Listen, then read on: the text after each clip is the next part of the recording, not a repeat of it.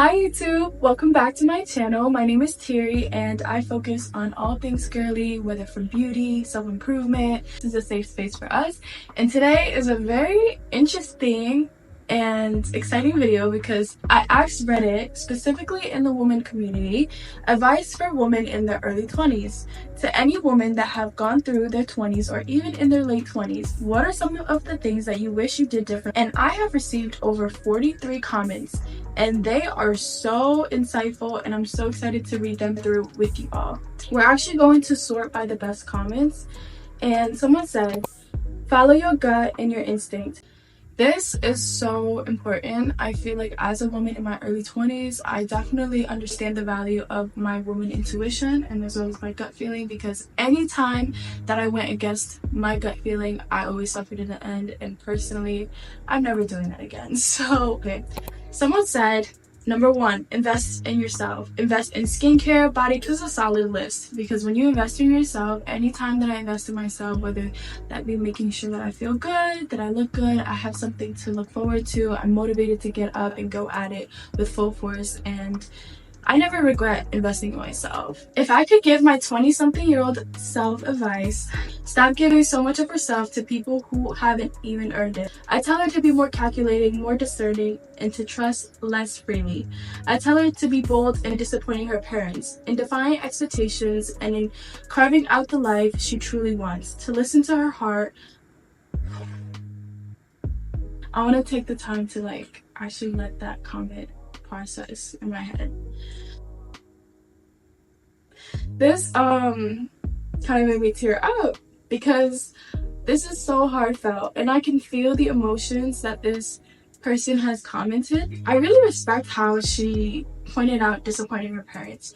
I think oftentimes, especially when you're coming from a immigrant background, we have this pressure of wanting to make our parents proud and put our needs and our wants last, and that really hit home for me.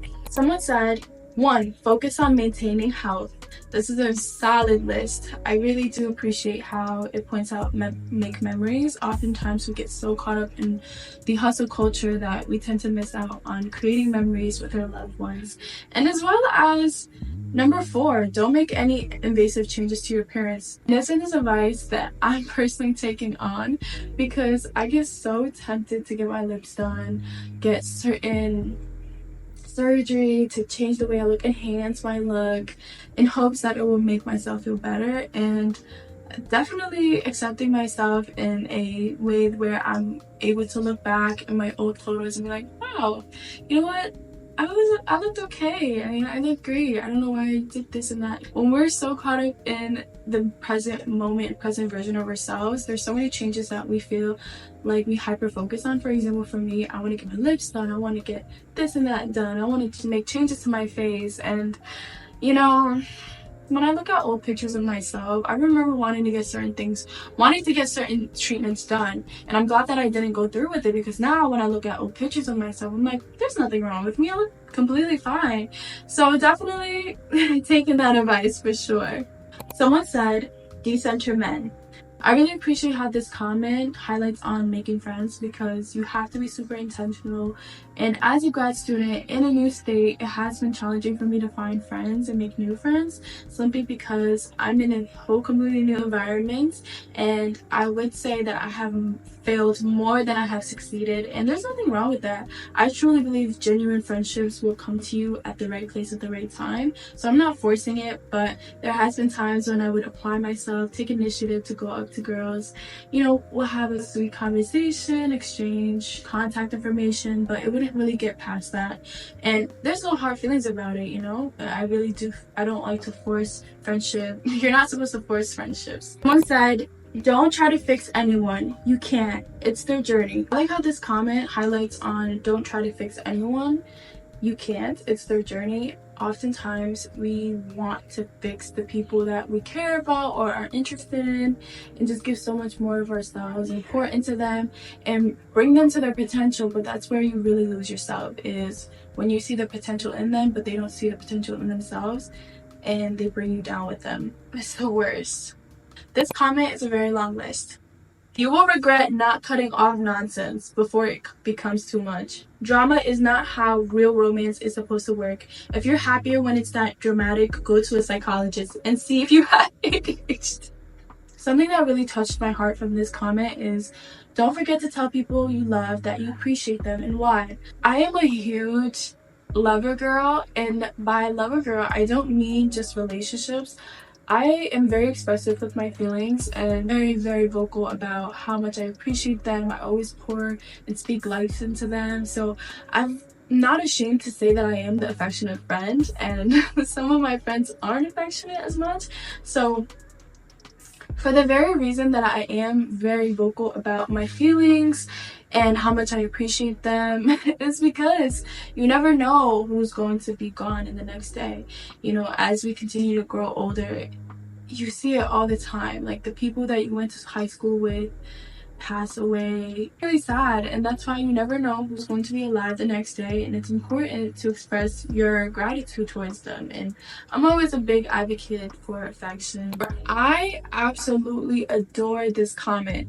If you want to go back to school, it is never too late, and I mean that. If you guys don't know, my page specifically talks about gap years, going back to school, taking time off of college, going back with a better intention, and doing 10 times better than you did when you first started school. So with that being said, this aligns with my journey as well, because when I took some time off of school and I went back, I felt so insecure about the fact that I'm like, oh my gosh, I didn't go the traditional route, and now I went back to school at a later time. I don't resonate with people around me. And honestly, there's this stigma that, oh, you have to be young to go to school. Like, there's no age limit for learning. And that's why I always advocate for people who do want to go back to school but are a little bit later in life and decided that, you know what, I'm going to go back to school. Please just go back to school. You won't regret it. You won't regret investing into yourself. So I really do appreciate that. Don't prioritize men over my own interests, passions, hobbies, friendships. So a lot of these have a recurring theme of not prioritizing men. And honestly, I don't plan on it. Someone commented, things I would do again in my 20s. Move out of my hometown. As someone who moved out of their hometown at 19, definitely go for it. Like, plan accordingly, be responsible. When you put yourself out there and you learn from your mistakes, you're able to see that there is more to life outside of your hometown. And for me, I knew ever since I was in my early teens that I was not gonna stay in my hometown forever. There was more to life. I've always had a curiosity for the world out there, the possibilities. Like, I just wanted to see the world, and I planned accordingly and did what I could to move out of my hometown. Ever since I was in my early teens, I knew that I was not going to stay in my hometown. There was more to life. I wanted more for myself, and I was not going to stay in my hometown forever. Stop worrying about what others think of your focus on you. Stop comparing yourself to others' timelines. It's so easy to get caught up in comparing yourself to the next person, especially when you see their success, what they have going for themselves, and you start to compare yourself. You're like, why aren't I as successful as the next person? Why am I not doing well? What am I doing wrong? Clearly I'm not doing enough. And it can get into this very depressing and dark place in your head where you start to feel like you're falling behind than your peers, and that is literally a trap, because everyone had a different head start. There's people that had different resources, that come from different backgrounds, you know, that had certain people in their lives that could put them on early on to the game. There's people that really had to go out there and see for themselves, and people that have to go through different obstacles and barriers that really slowed them down in the long term to even get to point A to point B. So it's really unfair for one person to look at the next person and compare and measure their level of success to the others. And that's why it's important to focus on your own timeline, your own purpose, so that way you don't get caught up in everyone's same definition of success. Thank you everyone for watching. I hope you found this video insightful and somewhat helpful. I personally found it very insightful, and some of the comments really did touch my heart. It was super heartfelt, and I'll see you next video. Bye.